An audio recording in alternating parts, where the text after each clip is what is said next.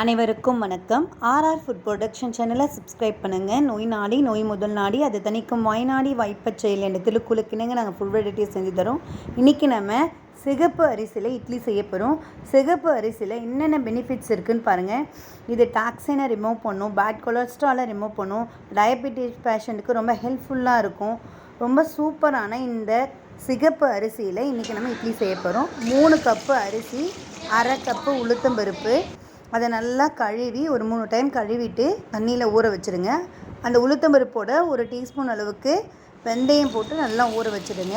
ஒரு 3 மணி நேரம் அளவுக்கு நல்லா ஊறட்டும். ட்ரெடிஷ்னல் ரைஸ் எல்லாமே நல்லா ஊற தான் சீக்கிரமாக அரைக்க முடியுமே.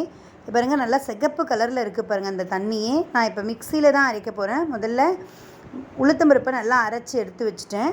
இப்போ அதுக்கப்புறம் அரிசியை அரைச்சிட்டு அதோடு சேர்த்து கலந்து ஓவர் நைட்டு நல்லா புளிக்கட்டும். அப்போ தான் நல்லா சூப்பராக புஃபியாக இருக்கும் இட்லி. ரொம்ப டேஸ்டியாக சுவையாக இருக்கும். இதில் எந்த வித மாற்றமே இருக்காது. பிள்ளைங்க ரொம்ப விருப்பமாக சாப்பிடுவாங்க. நம்ம ஒயிட் ரைஸ் இட்லி போலவே தான் இருக்கும். பிள்ளைங்களுக்கு இதை வாரத்தில் ஒரு முறை கண்டிப்பாக செஞ்சு கொடுங்க.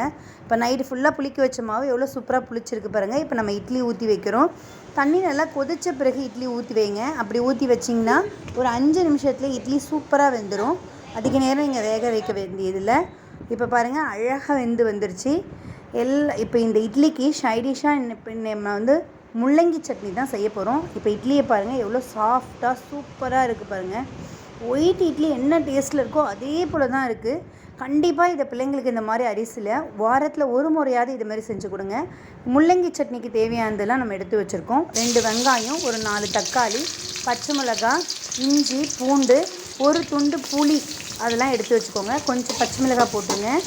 ஒரு பூண்டு நல்லா தோலோடையே போட்டுக்கலாம், வேணால் தோலை நீக்கிட்டு வேணாலும் நீங்கள் போட்டுக்கலாம். தோலோடு போட்டாலே நல்லா வாசமாக தான் இருக்கும். நல்லா வறுத்துட்டு அதுக்கப்புறம் வெங்காயம், ஒரு 6 காஞ்ச மிளகாய் போட்டு நல்லா வதக்குங்க.